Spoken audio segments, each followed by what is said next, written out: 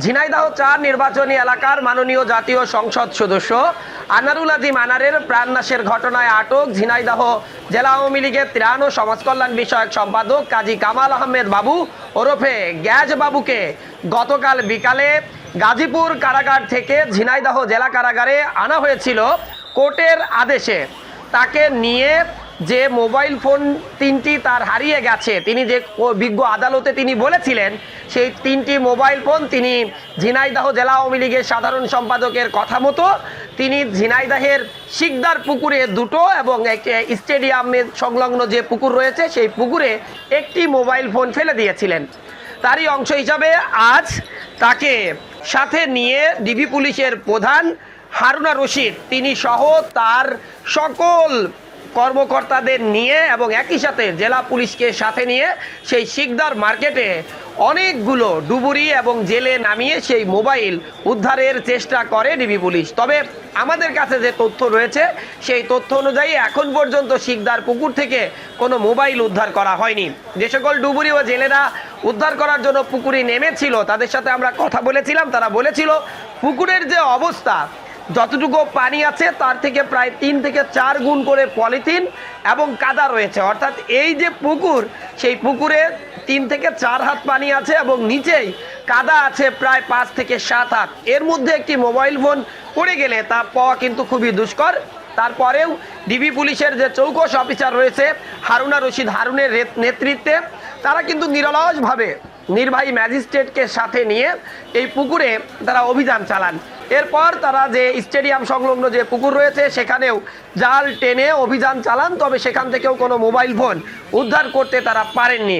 তবে এই ঘটনা শোনার পর পুরো ঝিনাইদহ জেলা জুড়ে কিন্তু উৎসুক জনতার ভিড় জমে।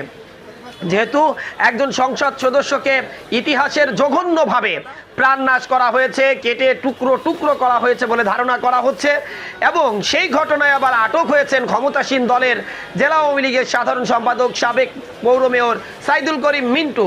সব মিলে বলা যায় যে এই ঘটনার তোড় জোড় আলোচনার কেন্দ্রবিন্দু, টক অফ দ্য টাউন।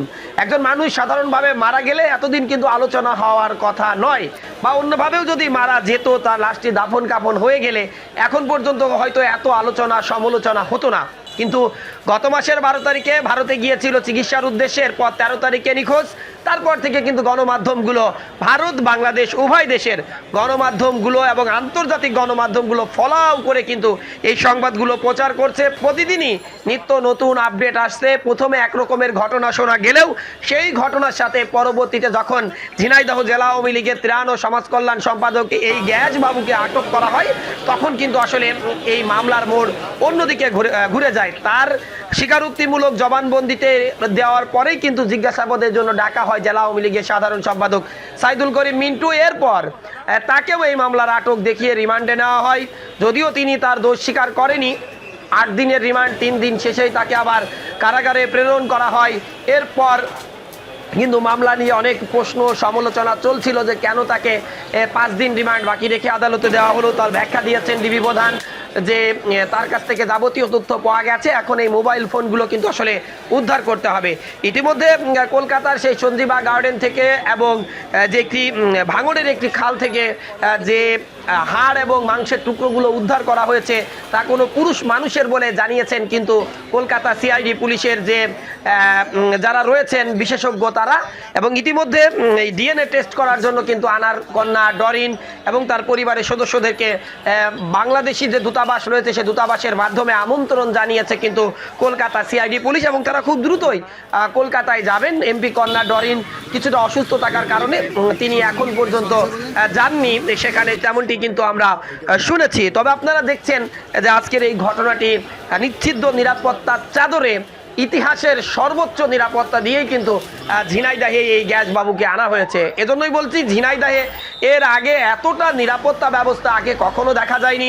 কোনো ডিবি প্রধান হয়তো এসেছেন কিন্তু এভাবে কোনো অভিযান পরিচালনা করতে হেলিকপ্টার যোগে এসেছেন কিনা সেটাও জানা নেই।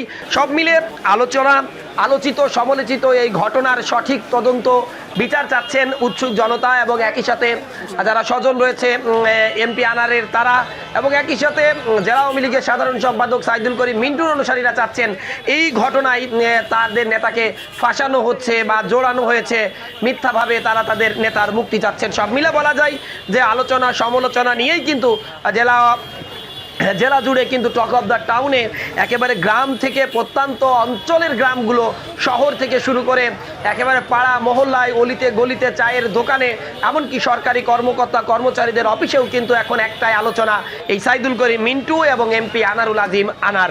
ঘটনার মোড় কোথায় যায়, ডিজিটাল এভিডেন্স হিসাবে মোবাইল দুটো উদ্ধার করা যায় কিনা সেটিকে কিন্তু এখন লক্ষ্য থাকবে। আগামী 9 দিন হয়তো এখনও গ্যাসবাবু ঝিনাইদহ কারাগারে থাকবেন বলে ধারণা করা হচ্ছে। তবে এই ঘটনা কি হয় সেটা আপনারা জানতে থাকবেন। তবে এখন পর্যন্ত মোবাইল ফোন উদ্ধার হয়েছে এমন কোনো তথ্য আমাদের কাছে আসেনি বা গণমাধ্যমকে জানানোও হয়নি।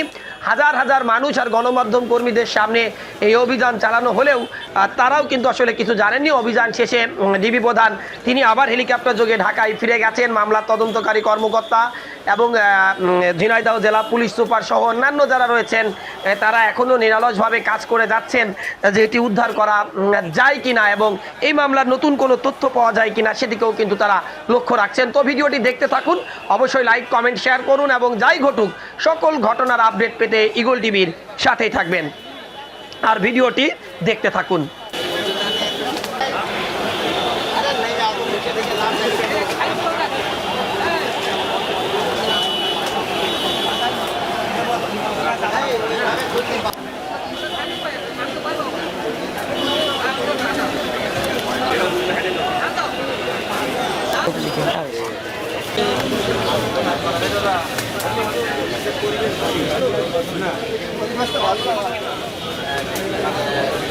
लोग क्या लाभ हो दादा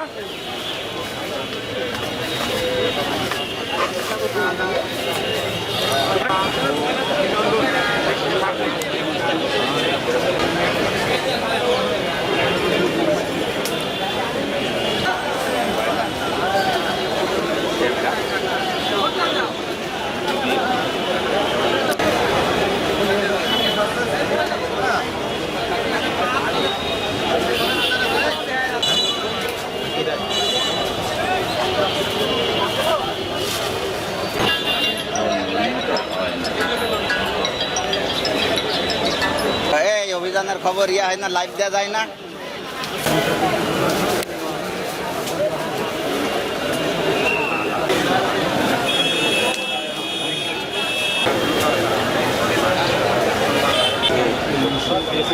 সে অনুযায়ী কিন্তু এখানে যাবে।